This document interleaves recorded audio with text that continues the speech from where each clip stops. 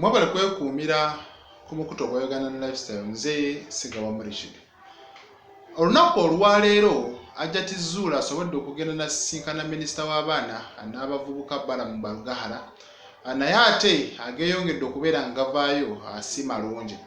Ono nno alabiseeko awo ku Nassa Road, naye abantu badde tebanategeera ki kyabadde agenzeewo okukola, bo ne balowooza nti agenze kucupula bintu. Bano nno basobodde okubeera nga bakuŋŋaana nga bamukuba olube abagamba oli mubbi n'ebirala. Bamusabidde essaala ezitali nnungi era nga wabadde alabiseeko ng'alaga alina essimu gy'agenda maaso n'okubeera ng'akuba mukazi wattu ng'alaga ali mu kutya.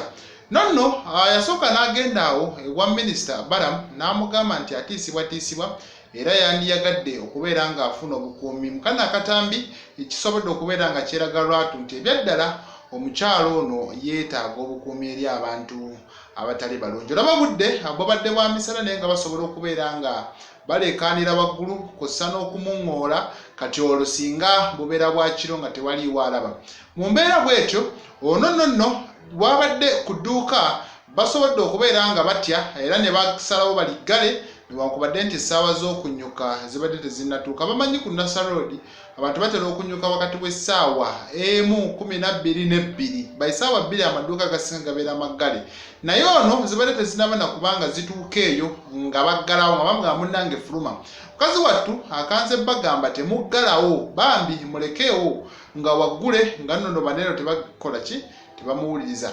Kati bamuggalidde ebweru era n'asigala awo mu bbanga nga tamanyi ki kyakuzzaako. Kya mukisa mulungi nti abadde tayisiddwa nga olaba ababbi abalala, naye abantu ebiseera ebisinga bwe balaba omuntu bw'atyo basobola n'okukwata ebintu bitandika okubeera nga bamukuba ekintu ekitali kirungi. Kale kati Hajjat mbutuufu byongedde omufundirira newankubadde nti kooti tennaba kubeera ng'etuula kusala omusango Haji yaguza oba teyaguza. Kati mu mbeera bw'etyo awo bannayuganda we batuuse bakoowu bataamu bo beefudde amateeka abagamanyi era baagusaze dda ne bagamba nti Hajjat Zuula omusango gukusinga.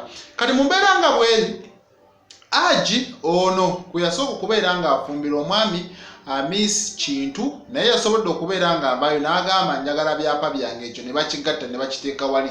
N'ebirala bibadde bigenda maaso n'okubeera nga bifuluma mu mawulire tutamanyi oba propaganda oba mawulire ga ddala, ng'abamu bagamba n'omusajja ow'okubiri kino, n'omusajja yasooka kino, omusajja ow'okusatu naye kino. Kati Hajjat ekyamazima mu mbeera bweti era kikulaze nti no toteekeddwa kubeera ng'otambula wekka, kitegeeza eddembe ly'abadde alina ng'omuntu litandise okubeera nga limuggyibwako, kubanga obanga tosobola kugenda ku dduuka kubaako by'okolerawo, ekyo kibeera kitegeeza nti naawe eddembe lyo ng'omuntu liba lituuse okubeera nga munnange lirinnyirirwa. Kale bibadde bwe bityo nga Hajjat Zuula agenza ku Nassa okubaawo byakola bye tutamanyi, naye abantu ne bakinterpretinga nti abadde agenze kukola forgery.